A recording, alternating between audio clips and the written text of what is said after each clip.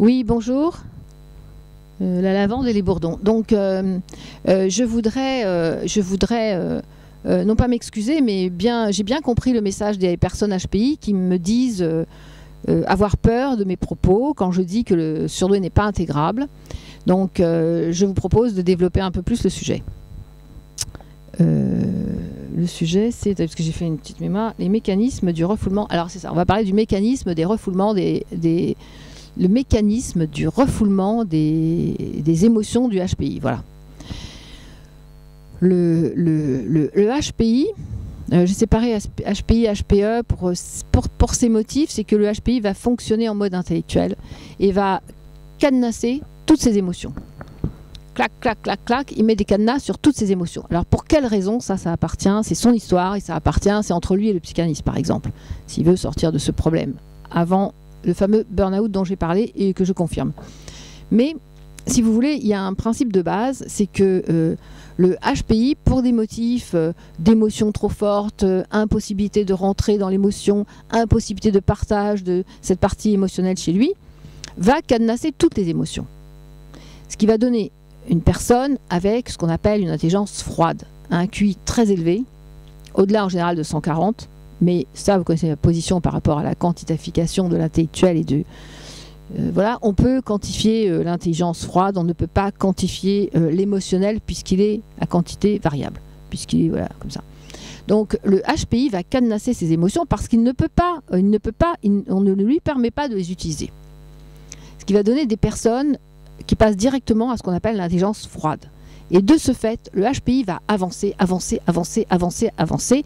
On verra dans un autre sujet que je préparais qui s'appelle aussi, que vous m'avez demandé, qui s'appelle aussi les points communs entre le HPI et le PN, le pervers narcissique, ou le PN, ou P tout seul, pervers. Et pour l'instant, c'est ça, c'est que le HPI cadenasse ses émotions, avance, avance, avance, et va être constamment à marcher, démuni d'émotions, qu'il a cadenassé volontairement, sans se rendre compte qu'il fabrique de l'intelligence, une réussite absolue, bien évidemment. Il avance, mais il avance sur un terrain complètement aseptisé d'émotionnel. Il n'y a aucune émotion. Il doit garder le contrôle sur chaque chose. On appelle ça garder la télécommande. C'est-à-dire, c'est lui qui prend la direction de toutes les opérations. Ça devient de ce fait un excellent chef d'entreprise. On parlera de la réussite, où je peux en parler maintenant, c'est-à-dire que le HPI, évidemment, va réussir socialement, il va réussir dans l'entreprise, il a toutes les qualités pour ça, il ne rentre pas dans l'émotionnel, alors que le HPE, mon chef d'entreprise m'a dit quelque chose, voilà, ça m'a vexé et tout, pour 3 jours, tandis que le HPI, lui, il ne fait aucun cadeau.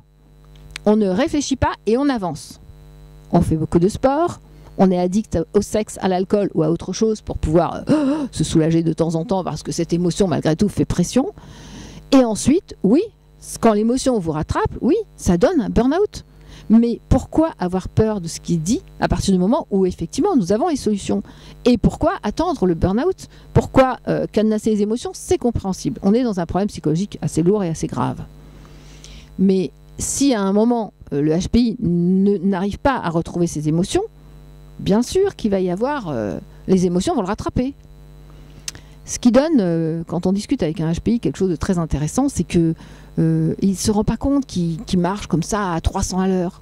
Il a l'impression que tout est normal, il a mis une normalisation en place. Et j'ai dit à quelqu'un, mais est-ce que vous vous rendez compte que vous êtes dans un TGV? C'est-à-dire que vous fonctionnez à 300 à l'heure, mais vous êtes dans une espèce de force tranquille, vous ne voyez rien bouger. Le principe du TGV, nous on le voit, vous, et lui, quand on est dedans, le TGV, effectivement, il n'avance pas à 300 à l'heure quand on est dedans. C'est un exercice d'ailleurs de la mouche du TGV, hein, de conneries, bon, bref, d'école, enfin bref. Et donc, mais j'y pense, c'est la pensée arborescente, comme on dit. J'ai horreur de cette formulation en plus. Donc c'est ça, le HPI, et d'ailleurs le HPI déteste quand le HPE part dans les émotions de la mouche dans le TGV, à combien roule la mouche qui est dans le TGV. Bon bref, j'étais dans le train à l'époque.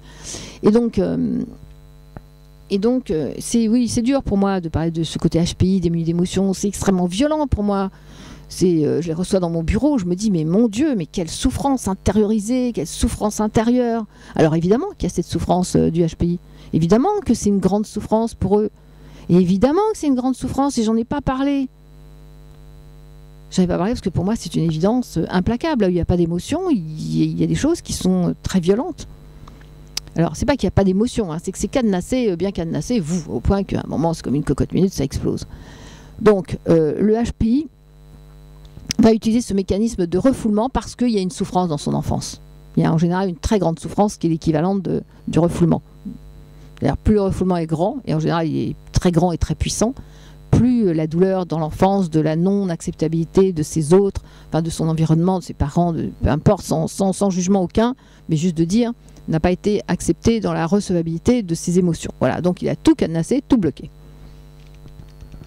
De ce fait, il avance sur un terrain d'intelligence froide, dans une grande demande à son insu, qu'il pense être de reconnaissance, où il avance jusqu'au monter au sommet de la reconnaissance, qui n'est que la demande d'être légitime, d'être dans une légitimisation. Bon, je ne sais pas comment on dit, légitimer, voilà, d'être reconnu pour ce qu'il est. Mais HPI, vous n'êtes quoi d'autre qu'un surdoué qui fonctionne avec énormément d'émotions dans des mécanismes différents, avec cette extrême gentillesse, avec cette extrême douceur, cet extrême romantisme, sensualité, etc., qui sont les ingrédients du surdoué, bien évidemment. Il n'y a pas de différence fondamentale, si ce n'est dans les mécanismes et dans le choix-non-choix, qui est un non-choix au départ, d'avoir bloqué les émotions.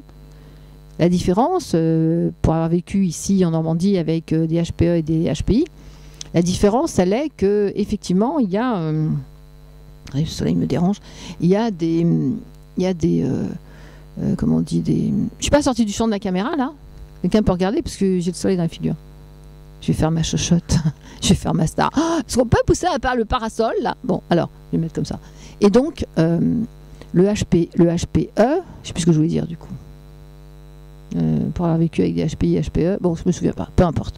En tout cas, c'est ça. Les mécanismes du HPI sont le refoulement, de cadenasser ses émotions parce qu'il n'y a eu personne pour cette recevabilité des émotions. Donc il va fonctionner comme ça, jusqu'au moment où oui, ça lui pète dans la figure. Alors, comment voulez-vous que ce soit autrement? Est-ce qu'un être humain peut vivre sans ses émotions?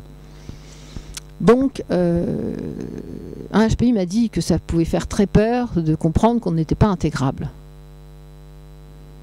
Alors évidemment, un HPI ne peut pas comprendre, hein, il ne s'est jamais intégré, il a été viré de partout, on ne veut pas de lui, il est chiant, ici, il est ça, voilà, donc nous c'est notre quotidien.